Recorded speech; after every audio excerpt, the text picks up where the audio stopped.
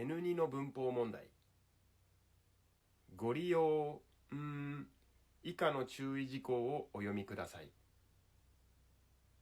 1、にとって、2、に応じて、3、に際して、4、に対して。